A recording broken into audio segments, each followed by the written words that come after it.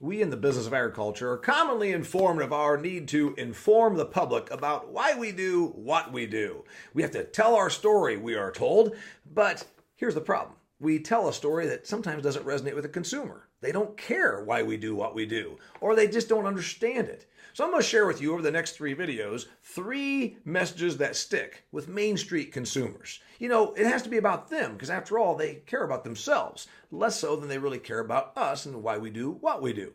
One story that really works is reminding the consumer that the good old days weren't. The anti-ag forces paint a picture that 100 years ago there was this wholesome time. It was a Norman Rockwell painting, if you will. There was a red barn and the woman with her floral print dress cared for the children and brought in produce from the garden as the man tended to the chicken flock in the barnyard.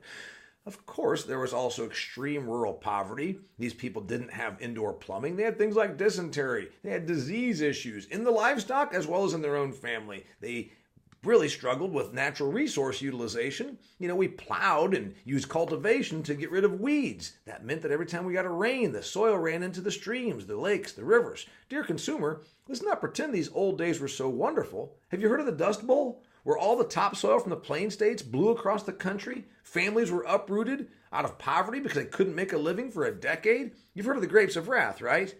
Those were the good old days. You see, dear consumer, the good old days always weren't. What we're doing in agriculture right now with conservation practices, utilization of water, technology, GPS, and all sorts of methods through the modern innovations we have in agriculture, we're putting resources where they need to be. We're using less natural resources to produce more product. And you know what? You benefit because we are keeping the earth a better place for you. That's a message that sticks. I encourage you to use it.